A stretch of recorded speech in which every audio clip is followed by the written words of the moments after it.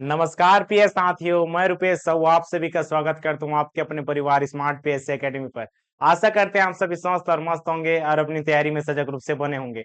5000 plus series में आज हम देखने वाले भारत के महान्यायवादी के बारे में, साथ ही हम देखेंगे नियंत्रक एवं महालेखा परीक्षक। ये आखिर होते क्या है? सबसे पहले हम देखते हैं किस भाग में है, अनुच्छेद देखते हैं, क्या इसका चुनाव होता है या नियुक्त किया जाता है।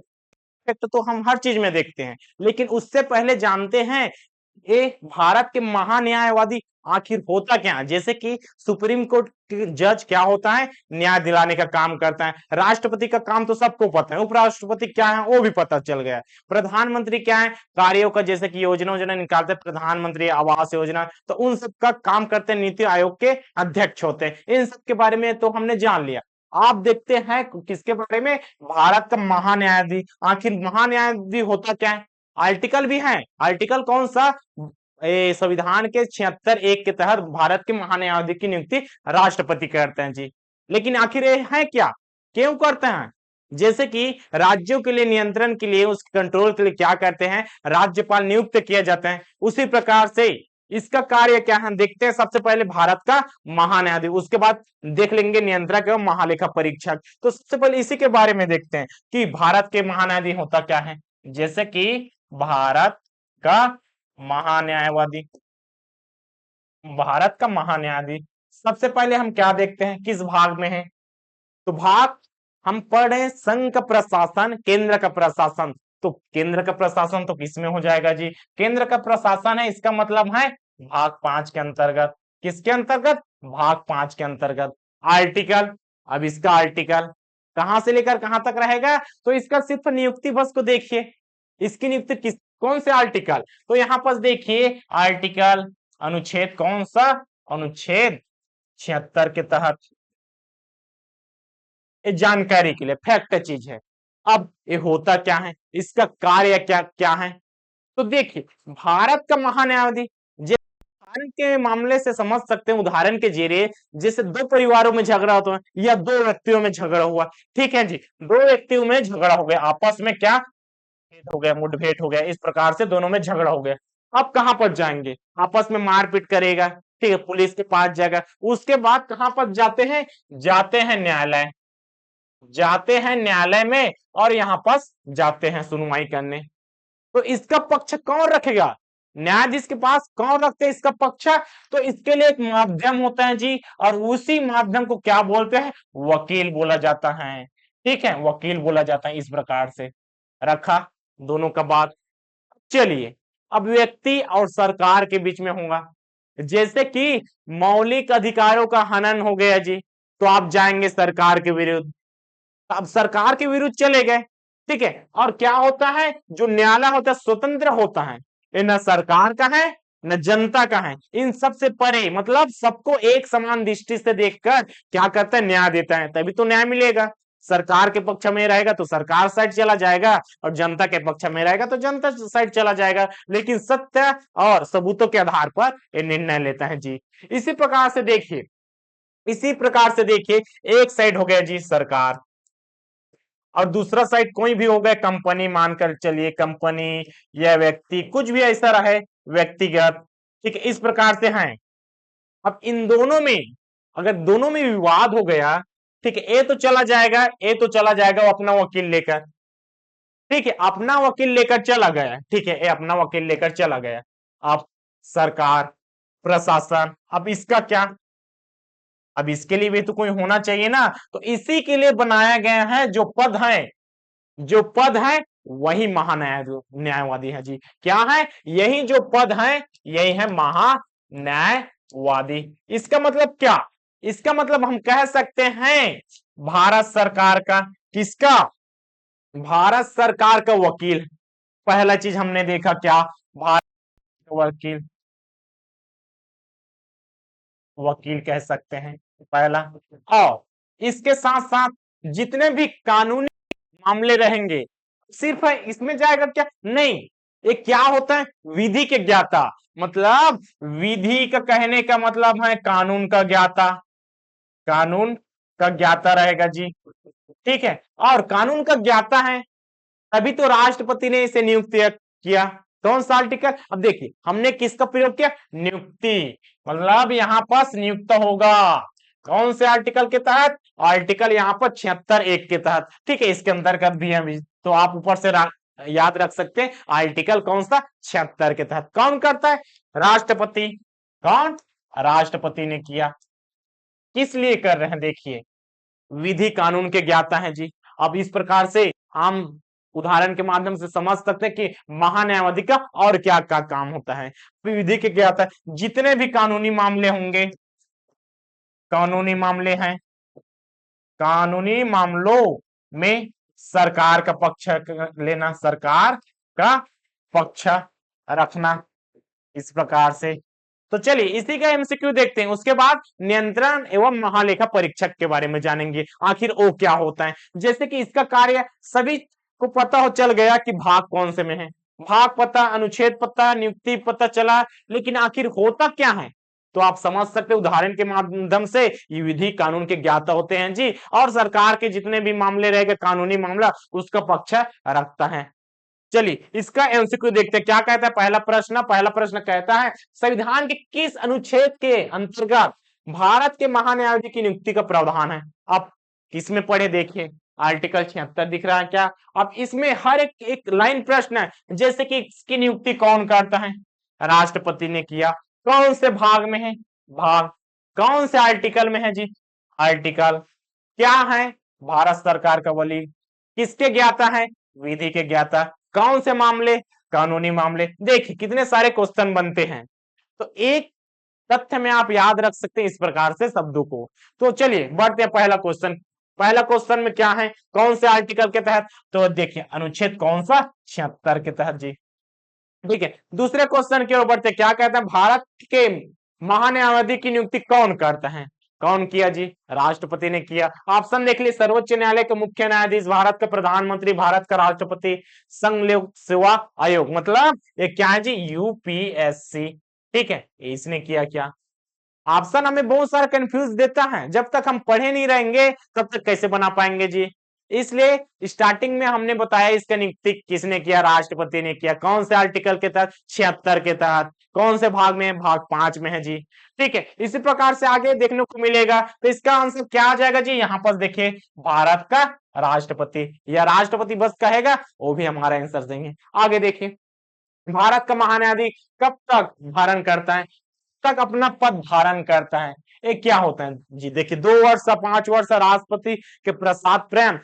प्रसाद पर्यंत का अर्थ है जब तक राष्ट्रपति है, राष्ट्रपति जब तक चाहे तक रख सकता है, और जब चाहे इसको निकाला जा सकता है।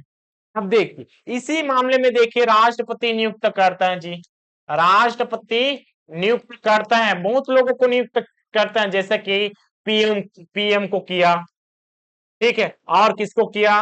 मुख्य न्यायाधीश को किया, मुख्य न्यायाधीश को भी किया जी। और मुख्य न्यायाधीश के परामर्श पर इसके अधीनस्थ, मतलब इसके जो नीचे में काम करेगा उसको भी नियुक्त करेगा।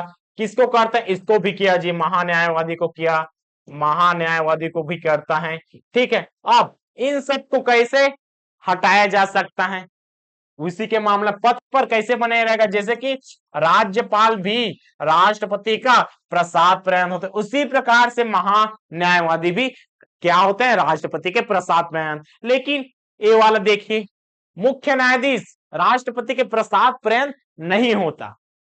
हमने एक नया तथ्य जाना, नियुक्त तो किया, इसको नियुक्त किया, लेकिन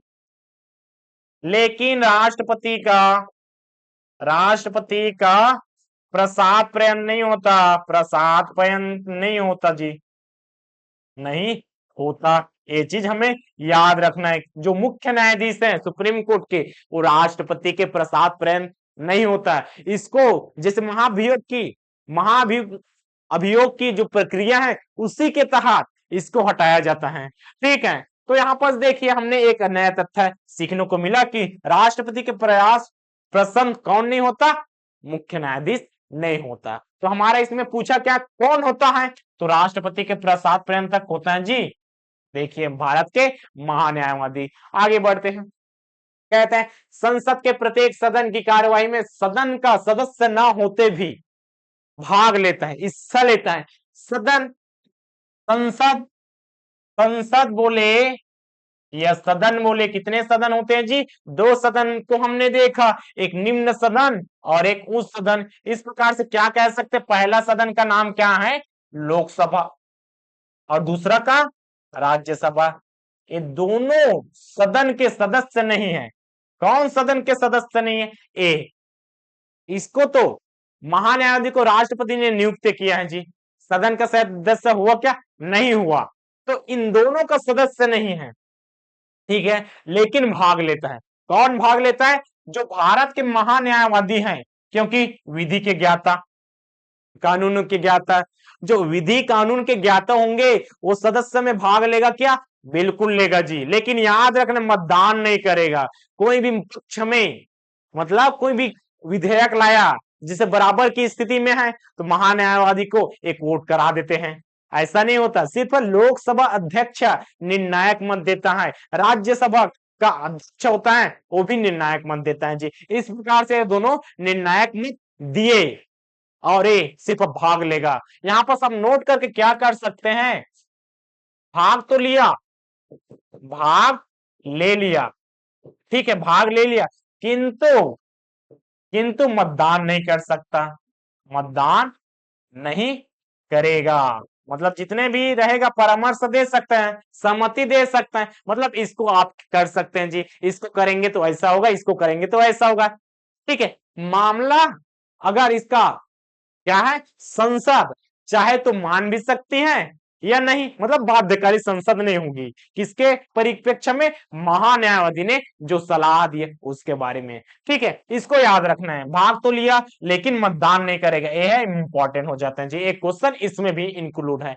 आगे बढ़ते हैं, क्या कहते हैं, भारत सरकार का प्रथम विधि अधिकारी। अब विधि अधिकारी की बात करता है, कौन आ जाएगा? वही भारत का महान्यायवादी। देखिए, संधि सचिव भारत का महान्यायाधीश सचिव, भारत का मुख्य सचिव, कौन सा आ जाएगा? हमारा आंसर भारत का महान्यायवादी। अगले प्रश्न के ऊपर कहता है, भारत सरकार के कानूनी विषय पर परामर्श कौन देता है? देखिए, महान्यायवादी, मुख्य न्यायाधीश, विधि आयोग के अध्यक्ष, इनमें से कौन नहीं?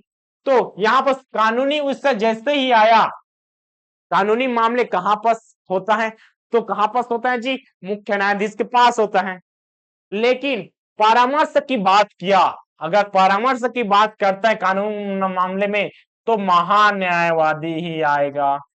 क्या आ जाएगा जी? परामर्श की बात किया तो महान्यायवादी आ जाएगा, हमारा आंसर ए। लेकिन कानूनी विषय ऐसा कोई शब्द का प्रयोग करता है तो आप डाल सकते हैं मुख्य न्यायाधीश। तो शब्द को समझना है, कहां पर क्या कहा जा रहा है। आगे बढ़ते हैं, कहता है, भारत के महान्यायाधीश के संबंध में निम्नलिखित में से कौन सा कथन सही नहीं है?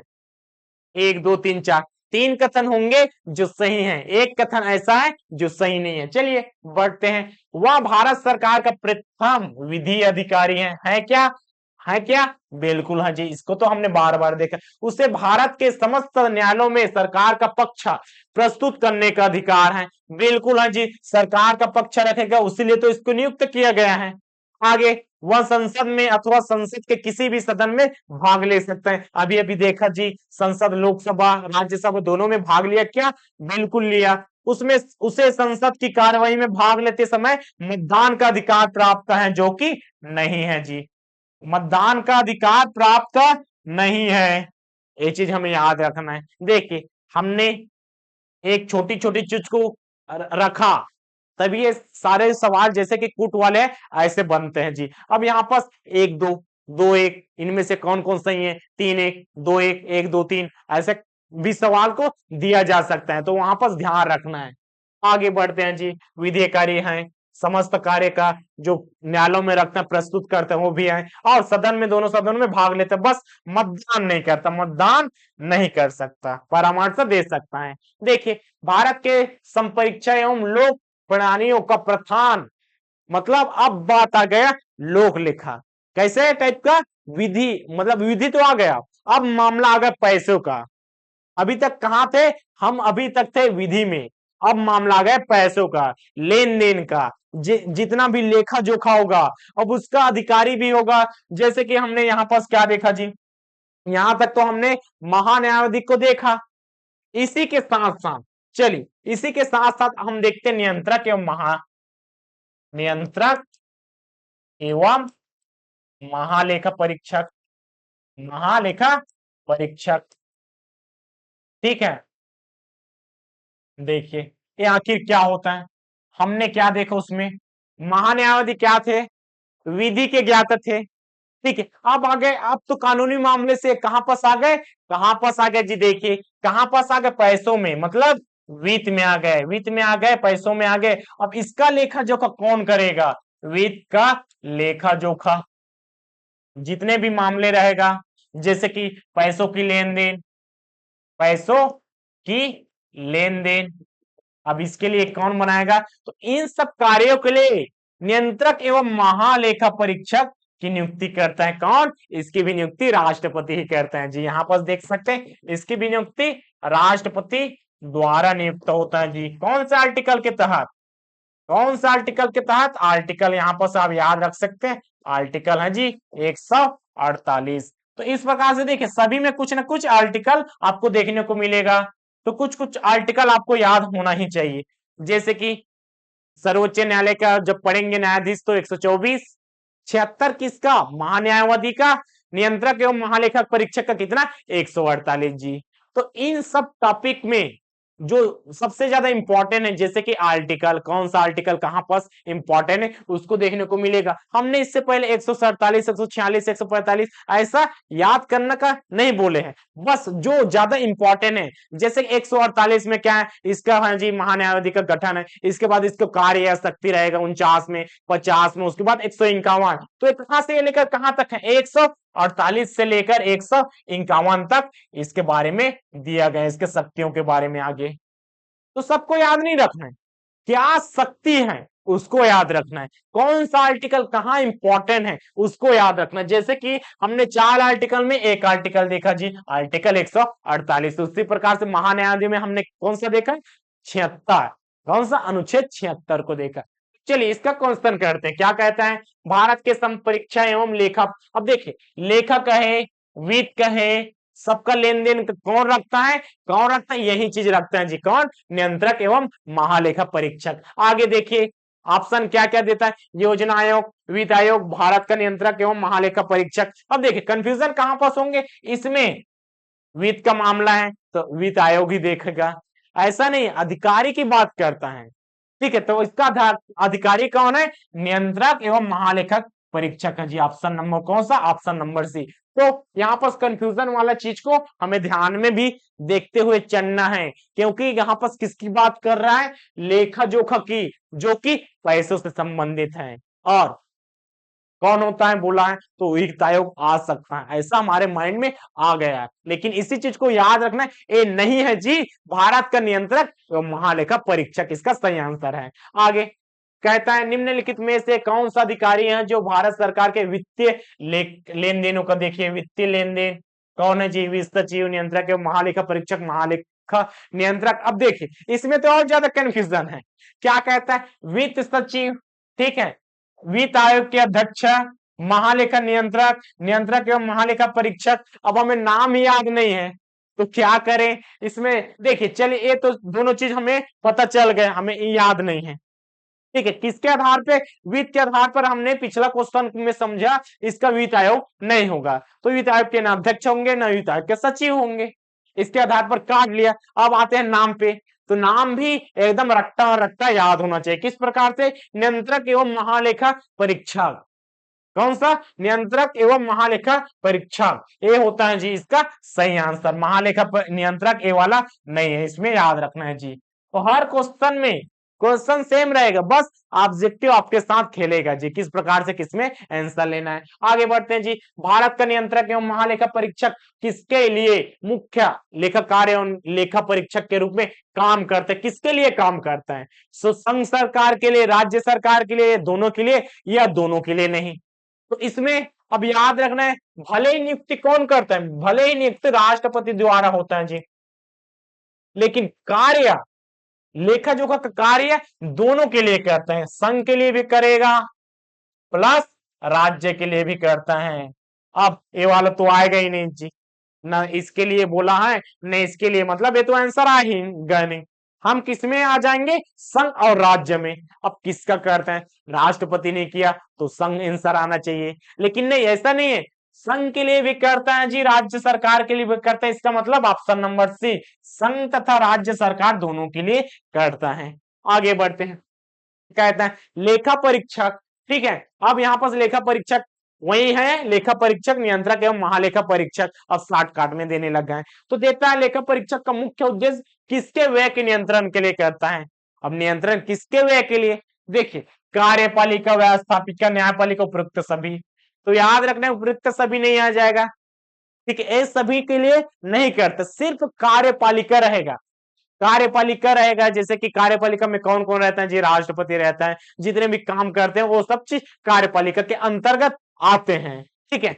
उन सबके नियंत्रण के लिए पैसे वहां से संसद से निकाला, संचित निधि से पैसे निकला जी। अब निधियों के बारे में हमें देखने को मिलेगा जी, संचित निधि, तो तीन प्रकार के निधि होते हैं, संचित निधि, लोक लेखा और एक होता है आकस्मिक निधि।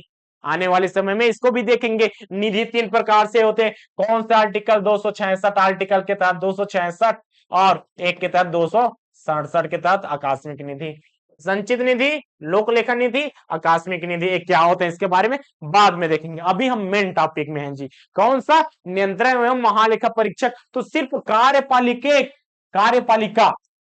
कार्यपालिका रहेगा, उसका पैसा, जैसे कि यहां से पैसा निकला जी, कार्यपालिका के पास गया, जैसे कि कलेक्टर में गया, कलेक्टर के पास गया, इस प्रकार से जितने भी कार्यपालिका रहेगा इन सब का नियंत्रण, ठीक है, इन सब का व्यय का नियंत्रण कौन करता है, इसका नियंत्रण करता है जी कार्यपालिका। एक क्या है, कार्यपालिका है।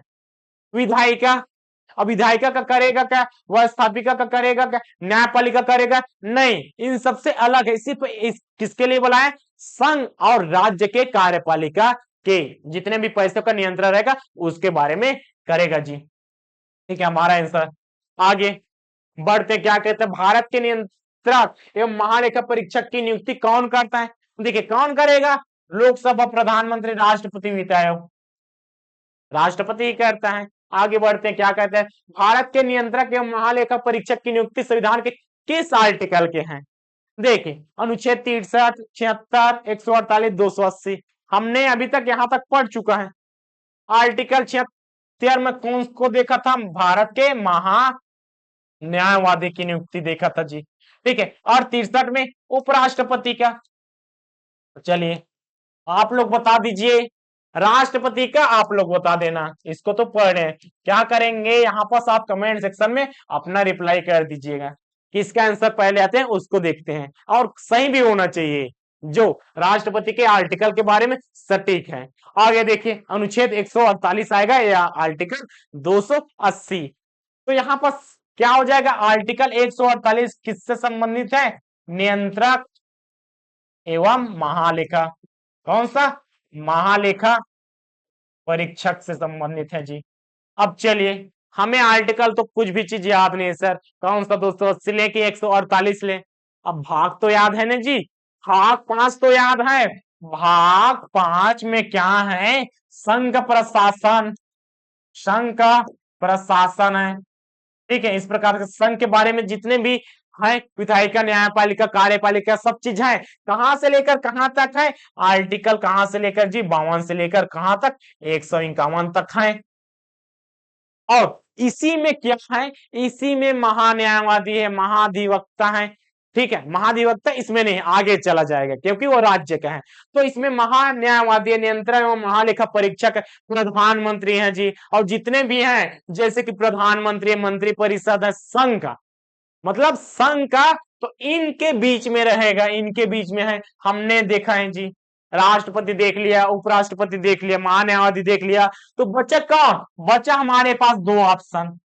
अब इसमें कंफ्यूज है सर, अब देख 151 से ज्यादा तो चला गया, मतलब वो राज्य के साइड चला जाएगा, तो हमें किसमें जाना है, केंद्र साइड जाना है, इसका मतलब है 148 जो दिख रहा है, आर्टिकल में कंफ्यूजन, नहीं होना है। क्यों नहीं होना है? क्योंकि हमें भाग पता है कहां से लेकर कहां तक होता है जी, इसलिए हम एक एक आर्टिकल को कहां से लेकर कहां तक ऐसे बता रहे हैं, ताकि अगर याद भी ना रहे फिर भी हम अपने आइडिया से दिमागी तौर से बौद्धिक विकास तो है ही जी, तो दिमाग लगाकर ऐसे बना सकते हैं। आगे बढ़ते क्वेश्चन क्या कहते हैं, भारत के नियंत्रक एवं महालेखा परीक्षक के पद से केवल किसके द्वारा हटाया जाता है, मतलब किस तरीके से हटाया जा सकता है। तो देखिए संघ के मंत्रिमंडल के परामर्श से राष्ट्रपति द्वारा, ठीक है, उच्चतम न्यायालय के मुख्य न्यायाधीश द्वारा, आगे भारत की संसद के दोनों सदनों में संबोधन के उपरांत राष्ट्रपति द्वारा। तो राष्ट्रपति तो हटाता है, ये चीज हम जानते हैं।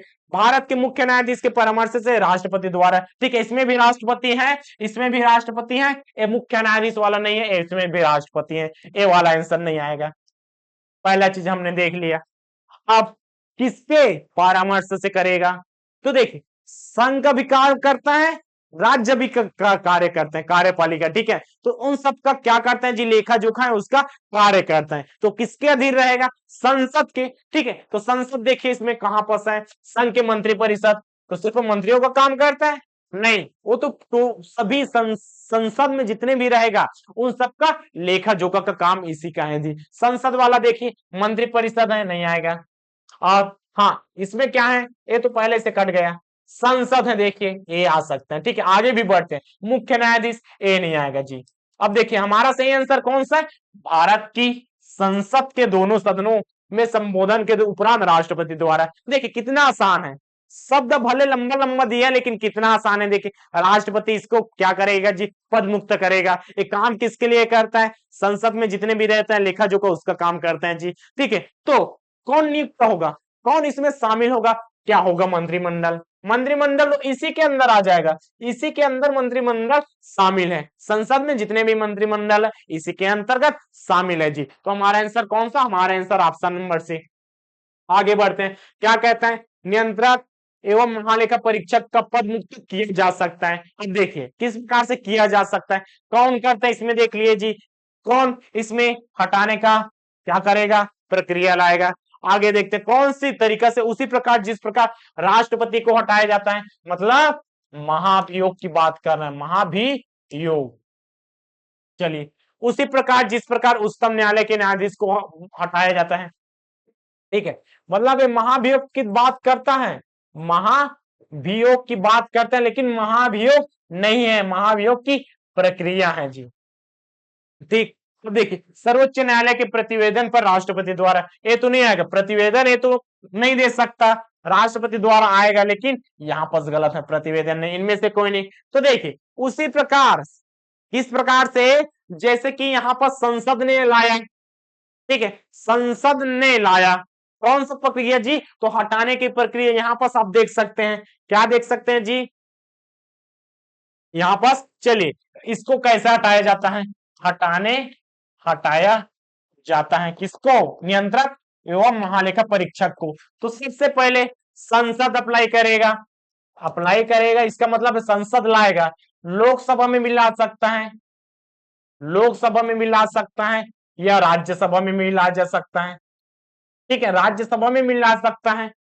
1/4 लिखित समर्थन के साथ लाएगा, मतलब टोटल है महाभियोग की प्रक्रिया जी, महाभियोग की प्रक्रिया की तरह,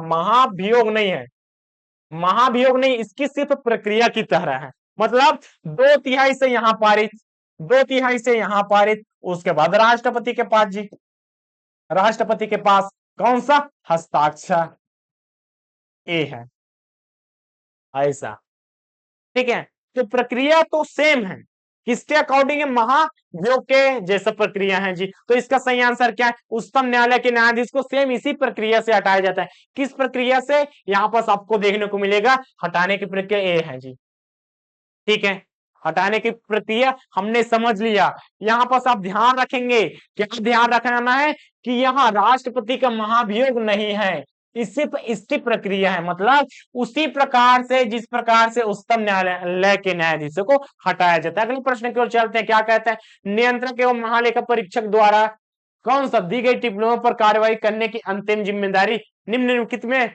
से किसकी है। तो टिप्पणी किसको दे रहा है जी? संसद को ही दे रहा है। तो जिम्मेदारी किसकी रहेगा? जैसे कि लेन देन, लेन देन का मामला राष्ट्रपति के पास जाएगा क्या, सर ये लोग ऐसे ऐसे कर रहे हैं, ऐसा नहीं होता। संसद में ही, मतलब संसद में जितने भी लेन देन रहता है, जितने भी वित्त रहता है, वित्त के मामले रहते हैं, ये तो उसका कार्य करता है और उस संसद के बीच में ही रहता है जी। क्या राष्ट्रपति के पास अंतिम निर्णय के रूप में जाता है, वो निर्णय के लिए है, लेकिन जिम्मेदार कौन रहता है? अंतिम जिम्मेदार, मतलब इसका सभी चीज का काम कहां पास हो जाता है जी? संसद में। तो देखिए टिप्पणियों पर कार्यवाही, कार्यवाही की बात करते हैं जी। कार्यवाही कौन करेगा? राष्ट्रपति करता है कि नहीं करता है? कौन करता है? अंतिम जिम्मेदारी कार्य की बात करता है तो कौन आ जाएगा? संसद आएगा। हमारा आंसर कौन सा? हमारा आंसर है जी संसद। आगे बढ़ते हैं। क्या भारत का नियंत्रक एवं महालेखा परीक्षक पद ग्रहण करने के पूर्व शपथ लेता है? शपथ की बात करते हैं, देखिए हाँ नहीं स्पष्ट नहीं है, कहा नहीं जा सकता। शपथ कौन लिया, कौन दिलाया, इसके बारे में हमने बहुत चीज देख लिया। जैसे कि राष्ट्रपति को शपथ दिलाता है जी, कौन दिलाता है? सुप्रीम कोर्ट के सर्वोच्च न्यायाधीश। उपराष्ट्रपति को कौन दिलाता है जी? राष्ट्रपति महोदय दिलाता है। ठीक है, अब मुख्य न्यायाधीश को कौन दिलाता है? ठीक है, इस प्रकार से हमने देखा पद लिया, लेकिन याद रखना है लोकसभा के अध्यक्ष ने, लोकसभा के अध्यक्ष ने पद की शपथ नहीं ली, पद की शपथ नहीं लेता है। ठीक है, किसकी लेता है? सदस्य की लेता है। और इंपॉर्टेंट कौन सा? इंपॉर्टेंट ये वाला हो जाता है जी। सभी लोगों ने पद की शपथ लिया। उसी प्रकार से देखिए, उसी प्रकार से देखिए क्या नियंत्रक एवं महालेखा परीक्षक अपने पद की शपथ ग्रहण करता है? तो जी हाँ, बिल्कुल अपने पद की शपथ ग्रहण करता है। तो इसके बारे में हाँ है, नहीं किसके वाले में? नहीं ए वाले में, क्योंकि यह सदस्य के रूप में करता है जी, के रूप में क्या करता है? पद की शपथ लेता है, पद की शपथ लेता है। आगे बढ़ते हैं। क्या देखिए अगला क्वेश्चन, ठीक है, अगला क्वेश्चन यहाँ पर ऑप्शन है जी, इसका क्वेश्चन इसी पार है। निम्नलिखित में से कौन सा एक भारत के नियंत्रक एवं महालेखा परीक्षक का कार्य नहीं है? अब कार्य की बात करता है, क्या बोलता है? कार्य नहीं है। ठीक है, एक क्या है जी? कार्य नहीं है। हमने क्वेश्चन को पढ़ लिया, देखिए एक बार और देख लेते हैं क्या कहते हैं। कौन सा एक भारत के नियंत्रक एवं महालेखा परीक्षक का कार्य नहीं? अब कार्य की बात करते हैं तो कार्य यहाँ पर देखिए आकस्मिकता निधियों और लोक लेखाओं से संबंधित केंद्र तथा राज्य सरकारों की लेन देन का लेखा जोखा करना, मतलब जितने भी रहेगा कौन कौन सा? पहला हमने क्या देखा जी? देखिए सभी, केंद्र की करता है, राज्य की करता है, दोनों सरकार का क्या करता है? लेखा परीक्षक करता है कि नहीं? करता है। ठीक है, ये तो सही है। सही नहीं है उसके बारे में बताना है, तो चलिए सही हो गया जी। दूसरा, रक्षा लेखाओं का संकलन करना, शायद ये रक्षा के बारे में जिक्र नहीं, तो यहाँ पर एक मार देते हैं। सरकार द्वारा वित्त पोषित संस्थानों के लेखाओं का लेखा परीक्षा करना, ये भी सही है जी।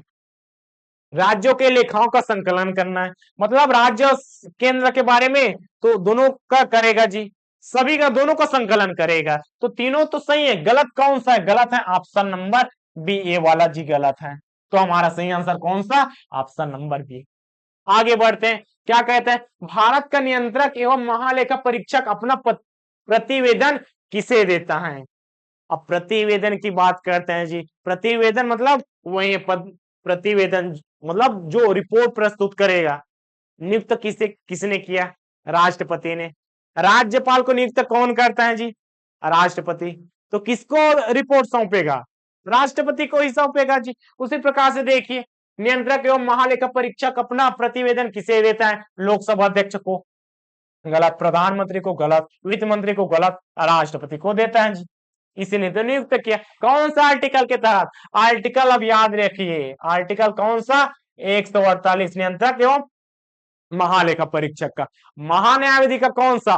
तो महान्यायवादी का याद रख सकते हैं, महान्यायवादी का भी याद रखिएगा। कौन सा? आर्टिकल देखिए 76 के तहत। आगे बढ़ते हैं, अंतिम क्वेश्चन के ऊपर बढ़ते हैं। क्या कहता है? कहता है भारत के नियंत्रक एवं महालेखा परीक्षक द्वारा प्रस्तुत प्रतिवेदन के आधार पर कौन समिति कार्य करती है? कौन समिति कार्य करेगा? ये तो किसके मामले में? पैसों के मामले में। पैसों का मामला देखिए, लोक लेखा समिति, प्राक्कलन समिति, सरकारी उपक्रम समिति, विशेषाधिकार समिति। तो इस पैसे का मामला वाला कौन है? ये तो सरकारी उपक्रम समिति योजना है। विशेषाधिकार समिति कोई ऐसा विशेषाधिकार मतलब कुछ कानून से संबंधित हो गया। प्राक्कलन समिति ये तो कानून से ही संबंधित है जी। प्रारूप समिति सेम उसी के अकॉर्डिंग है जी। यहाँ पर लोक लेखा समिति इसका सही आंसर हो जाएगा, क्योंकि पैसों के बारे में किसका है जी काम? नियंत्रक एवं महालेखा परीक्षक। रिपोर्ट किसे देता है? प्रतिवेदन किसे देता है? राष्ट्रपति को। और उसी प्रतिवेदन के आधार पर कार्य कौन करता है? लोक लेखा समिति। आर्टिकल, 2 आर्टिकल हमने आज देखा। कौन कौन सा? एक हमने इसी का आर्टिकल देखा जी, अनुच्छेद कौन सा देखा? अनुच्छेद देख लिए 148। आज के लिए बस 2 ही आर्टिकल याद रखना है। और महान्यायवादी का कौन सा? आर्टिकल 76। तो ऐसे धीरे धीरे करके कुछ कुछ आर्टिकल याद करते हुए चलना है।